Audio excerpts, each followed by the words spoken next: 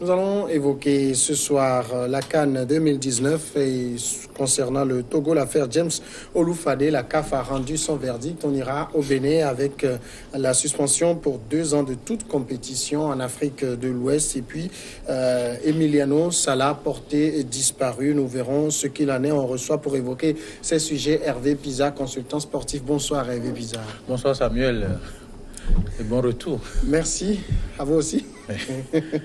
On commence donc avec le Togo, accusé par la Gambie d'avoir utilisé un joueur inéligible, James Oloufade, lors d'un match aller entre les 2 sélections dans les éliminatoires de la CAN 2019. Le Togo peut dormir tranquille. Lundi soir, la fédération gambienne a annoncé que la Confédération africaine de football a rejeté sa réserve. Je cite la Fédération gambienne de football a le regret d'informer les acteurs de l'opinion nationale qu'elle a reçu ce jour un courrier de la CAF lui notifiant le rejet de la plainte sur l'éligibilité du joueur Adewale Oloufade qui a disputé le match Togo-Gambie du 12 octobre dernier dans le cadre des éliminatoires de la CAN 2019. Hervé Pizarre, on pensait quand même que pour les Gambiens, ce n'était pas une affaire aussi importante pour laquelle zire la CAF, mais visiblement, les Gambiens y tenaient apparemment. Oui, ben, vous savez, la Gambie, de toutes les façons, a eu l'information parce qu'il y a ce qu'on appelle le parcours du joueur. Et logiquement, le joueur Oloufade, pour faire court, est titulaire d'un passeport nigérian. Et il a eu à disputer, à jouer, enfin, pas disputer, il a joué dans un club enregistré, le passeport nigérian. Et donc, ceci, il faut dire que par rapport à la réserve de la Gambie, ça pouvait, les points pouvaient leur revenir au cas où le joueur avait utilisé le même passeport nigérian lequel il a utilisé au Cameroun pour jouer, pour compétir tout simplement au niveau du Togo, alors qu'il est encore détenteur d'un autre passeport togolais. Donc, dans ce genre de choses, pour avoir été aussi au niveau de la commission de qualification, d'homologation à la Fédération de football, il faut dire que lorsque le joueur ne s'est jamais engagé avec...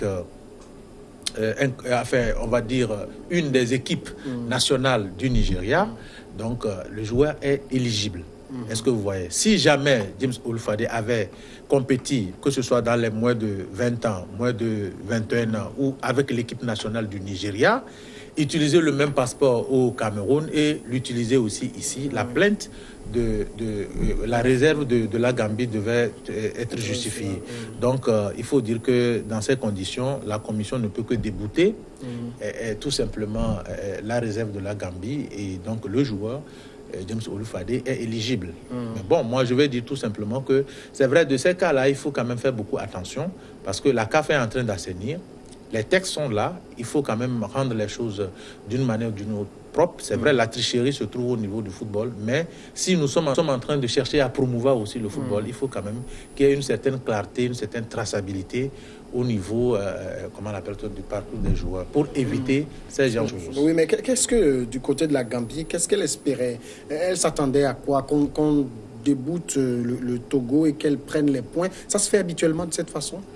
Oui, mais vous savez, il faut dire que de toutes les façons, il faut poser la plainte comme ça. Leur informateur, je l'ai dit, vous savez, Tom Saint-Fit a été sélectionneur du Togo et il connaît très bien le joueur. Il sait aussi que le joueur a joué en Gambie. Mais maintenant, est-ce qu'il avait l'information comme quoi le joueur s'était engagé avec une des équipes nationales du Nigeria? C'est cette information-là qu'il n'avait pas. Bon, maintenant, il se jette à l'eau. Tant mieux. S'il peut tenir quelques branches, il va obtenir le résultat. Maintenant, aujourd'hui, s'il s'avérait que Oloufade avait joué, ça veut dire qu'il gagnerait. C'est dans le souci de prendre les 3 points au Togo, si jamais Oloufade s'était engagé avec, comment l'appelle-t-on, l'équipe nationale du Nigeria, ce qui n'est pas le cas. Mais si ça a été le cas et qu'il y avait une certaine traçabilité, c'est qu'ils m'ont dit. Donc, ce n'est pas anodin la réserve qu'ils ont portée. Est-ce que vous voyez? Donc, ce n'est pas quelqu'un qui s'est levé comme ça pour aller dire, bon, ok, porter réserve parce que ceci. Et vous savez, les joueurs, ils se connaissent. Il se peut aussi qu'un joueur gambien l'a vu jouer avec un passeport nigérien au niveau du Cameroun. Donc, ceci étant, le voyant avec un autre passeport togolais ici, il s'est dit que, ben, écoutez, ça là, c'est, comment on l'appelle, il faut porter rapidement une réserve parce que ça fait faux et usage du faux. Est-ce que vous voyez? Donc, les tests sont clairs. Vous ne pouvez pas compétir avec une équipe nationale d'un pays et maintenant venir jouer avec un autre passeport. Et ça, si vous le faites comme ça, c'est que tout à l'heure, vous prenez la sanction. Même eux, le joueur, si jamais c'était le cas et qu'il était engagé avec l'équipe nationale, une des équipes nationales du Nigeria, c'est que le joueur même devait être aussi suspendu. Oui, mais enfin, c'est quand même assez compliqué hein, pour nous qui ne sommes pas trop habitués à la chose. C'est-à-dire quoi? Quand, par exemple, dans le cas de Lofade, il est nigérian, on le sait. Mais c'est-à-dire il n'a pas joué pour une équipe nationale nigériane. C'est juste sur ça qu'on a tranché. Oui, c'est ça. Il n'a jamais joué, il ne s'est jamais engagé avec une équipe nationale sur le plan continental à aucun niveau. Il a joué juste, il a utilisé son passeport nigérien dans un club camerounais. Et ça se passe, il n'y a pas de souci. Nous avons des joueurs étrangers ici aussi. Est-ce que vous voyez qui joue avec la licence, quand vous êtes un étranger, vous jouez avec la licence rouge. Donc c'est ça. Il a joué au Nigeria en tant que joueur étranger avec la licence. Mais il est ici, il est togolais. Et donc, si c'était engagé, le joueur peut disposer aussi de 2 nationalités. Ouais. Est-ce que vous voyez? Vous disposez de 2 nationalités et vous choisissez l'équipe avec laquelle vous jouez. On peut être, vous savez, on peut être togolais de père ou de mère. On peut être nigérian de père ou de mère. C'est le cas de Olufade, je crois, dans cette situation. Maintenant, s'il avait utilisé le passeport nigérian pour jouer avec l'équipe nationale, là, il s'est engagé avec l'équipe nationale, il restera là. Maintenant, s'il utilise le même passeport pour jouer ici, c'est que là, ça veut dire qu'il y a faux et usage de faux et ça ne pardonne pas. Est-ce que ça arrive déjà pour ces genres de situations que des sélections obtiennent gain de cause? Oui, ça arrive. Ça arrive. C'est pourquoi un joueur, il faut le suivre. Et puis une fédération doit veiller à ça. Est-ce que vous voyez, avant de jouer l'équipe nationale, mais ça veut dire que c'est le top de l'équipe. Et donc, tous les joueurs qui évoluent au niveau de l'équipe nationale, la fédération, y compris le sélectionneur, doit avoir des informations précises en ce qui concerne la compétition sur chaque joueur. Sinon, ça serait de l'amateurisme. Est-ce que vous voyez? Si jamais il l'avait fait et que la fédération n'avait pas suivi, bon, même le secrétaire général de la fédération doit être au courant de tout. C'est-à-dire que c'est ce que j'ai dit. Tout le début du joueur jusqu'à ce qu'il n'arrive en équipe nationale, la fédération doit être au courant. Savoir que, ça là, si nous mettons ce joueur-là, quelles que soient ses qualités, ça va nous porter préjudice. Est-ce que vous voyez? Donc, c'est ça. Donc, aujourd'hui, Tom Saintfiet, moi je le dis comme ça, il a joué, il connaît le joueur, il sait qu'il est brillant, il sait qu'il a joué de l'autre côté du Cameroun. Donc maintenant, je porte réserve. Si jamais il a joué et qu'on fouille, parce que l'enquête ne se limite pas seulement au niveau du Togo, au niveau de la CAF pour en savoir. Donc, il faut fouiller les archives au niveau de la fédération sur laquelle le Nigeria pour savoir si jamais il n'y a pas des traces de ce joueur à ce niveau, pour avoir, si jamais c'est pas... Voilà. Donc, c'est au bout de ces verdicts-là que la commission se prononce. Donc, aujourd'hui, c'est un non-lieu.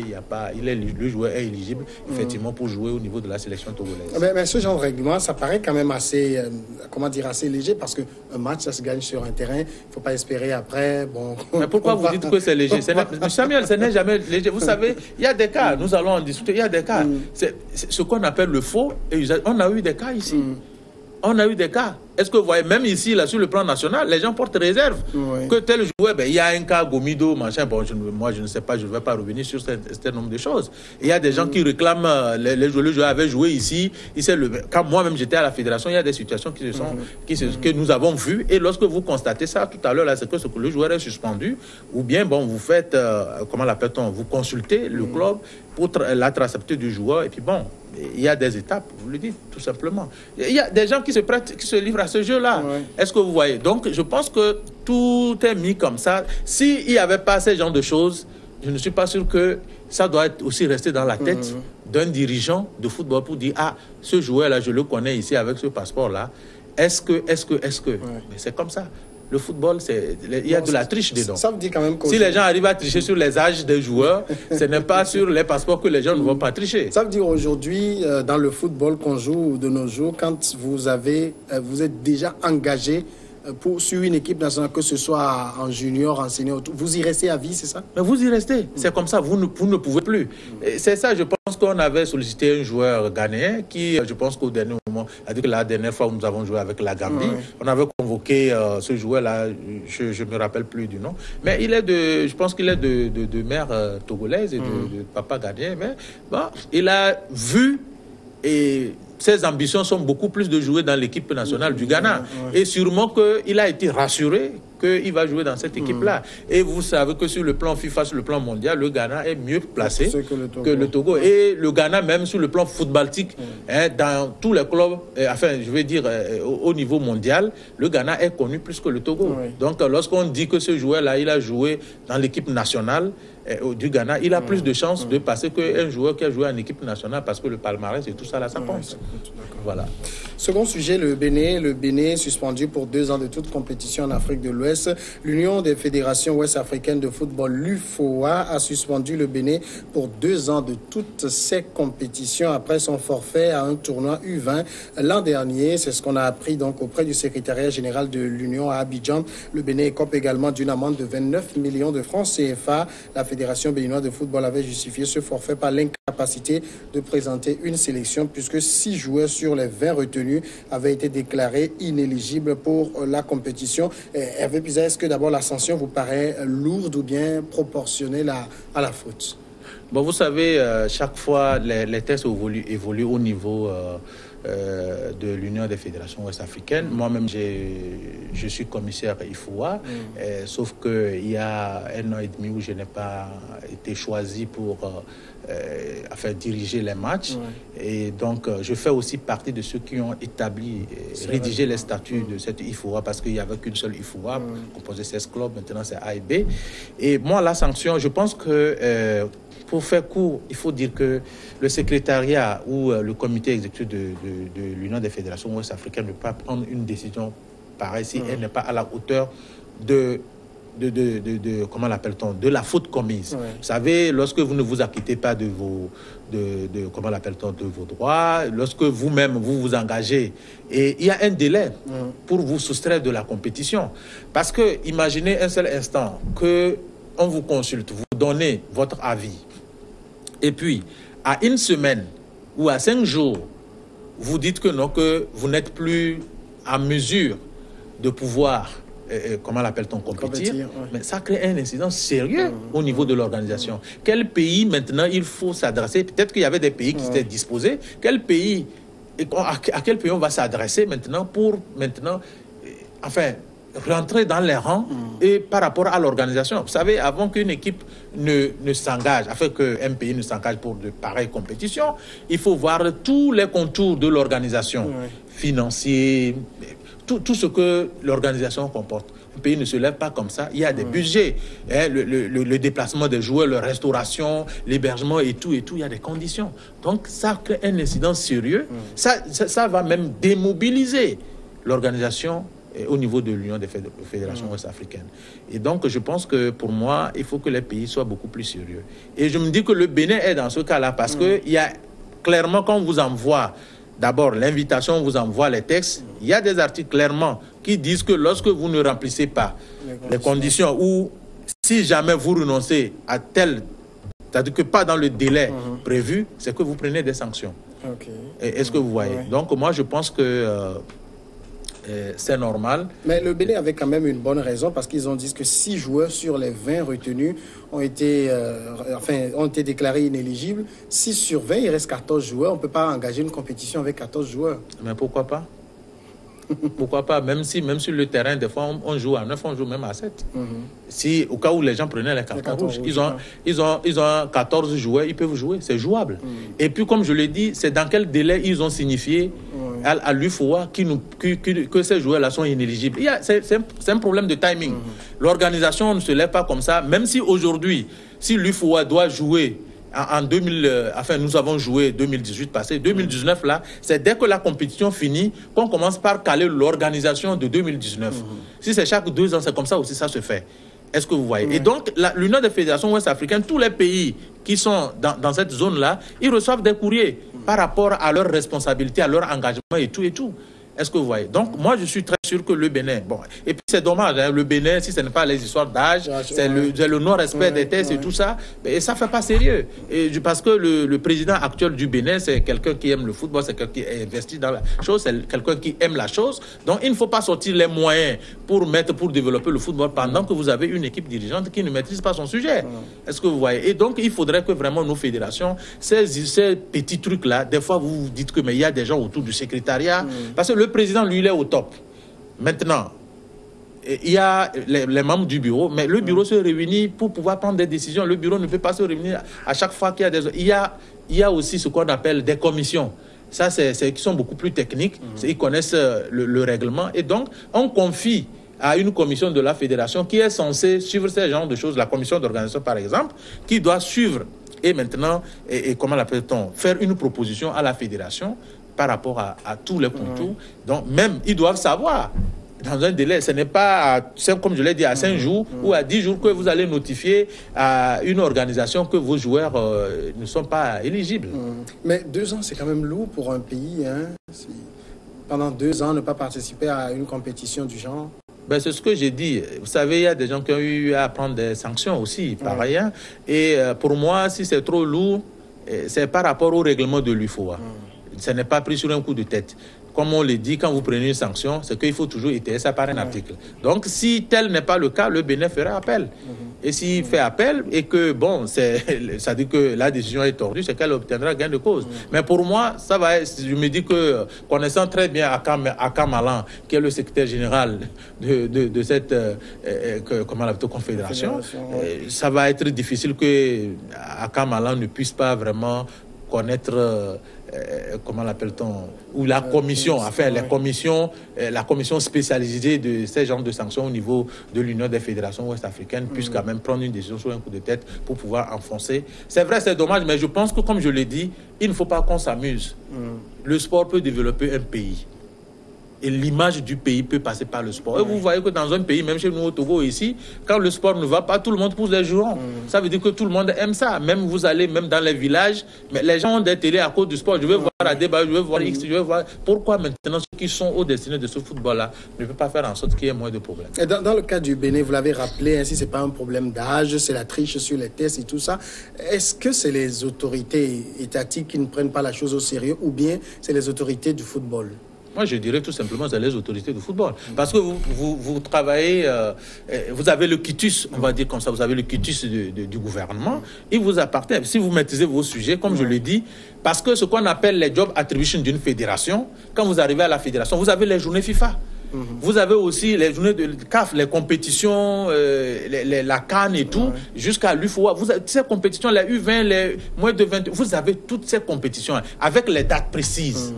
Est-ce que vous voyez? Donc, comme je l'ai dit, il y a des commissions qui doivent travailler à cela et rappeler toujours au bureau. Il y a des délais, même dans une fédération, il y a des délais pour rappeler à la fédération, au comité exécutif que, bon, voilà, nous avons telle compétition à telle date. À moins de 2 mois, il faut déjà commencer par être prêt. Il ne faut pas faire de l'amateurisme. Donc, nous n'avons pas, c'est-à-dire que les gens, j'ai comme impression, ce n'est pas une passion qui anime ceux-là qui vont au niveau des fédérations, mais il y a autre chose qui les anime. Est-ce que vous voyez? Donc, si c'est autre chose qui vous anime, Joël, Samuel, c'est que vous ne pouvez pas faire correctement votre travail. Donc, quand vous arrivez et que ça ne paye pas tout de suite, c'est que vous êtes découragé et après, bon, vous jetez du discrédit sur les gens. Et donc, je pense qu'il faut, quand vous regardez au niveau de la FIFA, ça se passe très bien. Quand vous regardez au niveau de la CAF, ça se passe très bien. Pourquoi au niveau de nos fédérations, ça ne se passe pas correctement? Est-ce que vous voyez? Et je l'avais dit, je l'ai dit, moi, que franchement, je suis celui-là qui voudrait un jour qu'au niveau des fédérations, que ce ne soit pas les clubs qui restent dans les comités. Parce qu'on ne peut pas, il y a un conflit d'intérêts. Et lorsque vous prenez des techniciens, des gens qui viennent pour travailler et les clubs s'investissent, parce que c'est des entreprises, ils veulent un gain de cause, mais vous allez voir que les choses vont correctement marcher. Donc les gens ne vont pas. Bon, quand on est un président de club, je l'ai dit, et on fait toute une compétition, c'est-à-dire qu'on fait toute une saison. On ne gagne même pas 200 000 francs. Et on investit, par exemple, on dit qu'on a investi 50 millions. Et on ne gagne pas 200 000. Mais ça ne s'appelle pas du football. Est-ce que vous voyez? Mais si les gens veulent être à la fédération pour des honneurs ou bien pour autre chose, ça ne peut que... C'est des cas comme ça qui vont arriver. C'est que chacun n'a qu'à rester dans sa ligne et aider. Est-ce que vous voyez? Donc, les autorités, aux autres, ils vous ouvrent la porte, comme on l'a dit. C'est à vous de travailler. Et c'est ce dont vous avez besoin, c'est à vous de les attirer. Et vous avez les résultats. Si vous avez, comment l'appelle-t-on, vous maîtrisez votre politique, vous avez les résultats.